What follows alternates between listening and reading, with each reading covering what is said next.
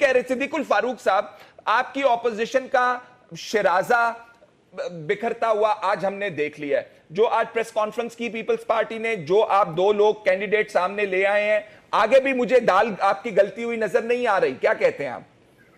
जी, पहली बात तो यह है कि अपोजिशन का शिराजा बिखरता हुआ, ये आप ज्यादा आगे जाके बात कर रहे हैं। ठीक है, अपोजिशन की पार्टियां हैं और इसमें कोई शक नहीं कि एक नुक्ता जो बुनियादी बात है, फंडामेंटल, कि मौजूदा हुकूमत का मैंडेट जाली है। ये सारे इंतखाबात के नतायज जो इनके हक में दिए गए हैं ये सब गलत हैं।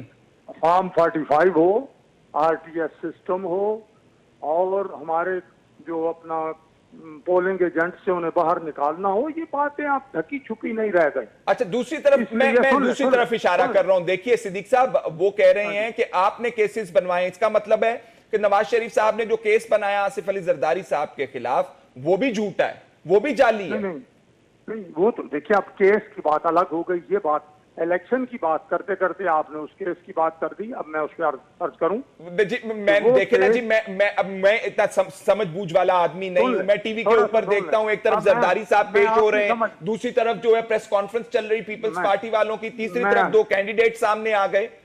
मैं आपकी समझबूझ में इजाफा करने की कोशिश बिल्कुल, जरूर जरूर जरूर, बाय ऑल मीन्स। अच्छा, वो ये है कि जो शिकायत आई FIA के पास, FIA ने मुकदमा दर्ज कर लिया, चाहे वो 2015 में किया, ठीक है जी।